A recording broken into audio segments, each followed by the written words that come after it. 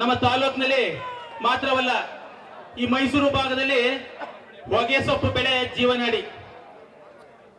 ಸಾರಾ ಮಹೇಶ್ವರನವರು ಹರೀಶ್ ಗೌಡ್ರ ನೇತೃತ್ವದಲ್ಲಿ ಒಂದ್ಸಲಿ ಡೆಲ್ಲಿ ಕರ್ಕೊಂಡು ಹೋಗಿದ್ರು. ಪೀಯೂಷ್ ಗೋಯಲ್ ಅವರು 2 ನಿಮಿಷದ ಮೇಲೆ ಮಾತಾಡಕ್ಕೆ ಅವಕಾಶ ಇಲ್ಲ ಅಂತ ಹೇಳಿದ್ರು.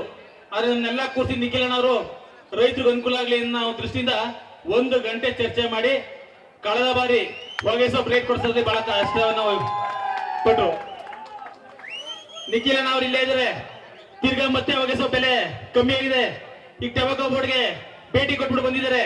ದಯಮಾಡಿ ಕುಮಾರಣ್ಣ ಅವರ ಗಮನಕ್ಕೆ ತಂದು ಹೊಗೆ ಸೊಪ್ಪು ದರವನ್ನು ಹೆಚ್ಚಿಗೆ ಕೊಡೋದ್ರ ಜೊತೆಗೆ ನಮ್ಮ ರೈತರು ಬೆಳೆದಂತ ಬೆಲೆ ಮೇಲೆ ಬಹಳ ಕಂಗಾಲಾಗಿದ್ದಾರೆ.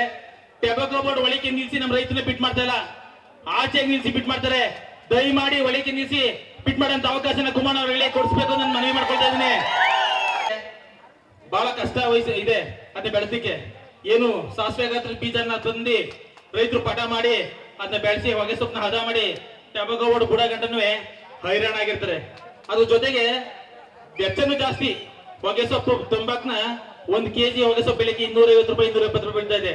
ನಮ್ಮ ರೈತರಿಗೆ ಸಿಗ್ತಾ ಇರೋದು ಬಹಳ ಕಮ್ಮಿ ದರ. ಕೊನೆ ಒಂದೊಂದು ಪರಿಸ್ಥಿತಿ ಲಾಸ್ಟ್ ಹೋಗ್ತೀವಿ. ಆದ್ರಿಂದ ರೈತರನ್ನ ಮಂದಲ್ಲಿ ಇಟ್ಕೊಂಡು ನೀವು ದಯಮಾಡಿ ಕುಮಾರಣ್ಣ ಅವ್ರಿಗೆ ಹೇಳಿ ಹೊಗೆ ಸೊಪ್ಪು ದರವನ್ನ ಕೊಡಿಸೋದ್ರ ಮುಖಾಂತರ ಎಲ್ಲಾ ಬೆಳೆಗಳು ಸುಧಾ ಪಾತಾಳಕ್ಕೆ ಇಳಿದಿದೆ ಇವತ್ತು ನಾವು. ಆದ್ರಿಂದ ರೈತರಿಗೆ ಅನುಕೂಲ ಆಗ್ಬೇಕು, ರೈತರಿಗೆ ಮುಂದಿನ ದಿನ ಒಳ್ಳೇದಾಗಬೇಕು ಅಂದ್ರೆ ಯಾರು ಮುಖ್ಯಮಂತ್ರಿ ಆಗ್ಬೇಕು?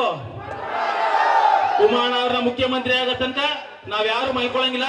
ಚುನಾವಣೆ ಕಾವಾಗ್ಲೇ ಶುರುವಾಗಿದೆ. ನಾವು ನೀವೆಲ್ಲ ಸೇರಿ ಓಟವನ್ನ ಮಾಡೋಣ.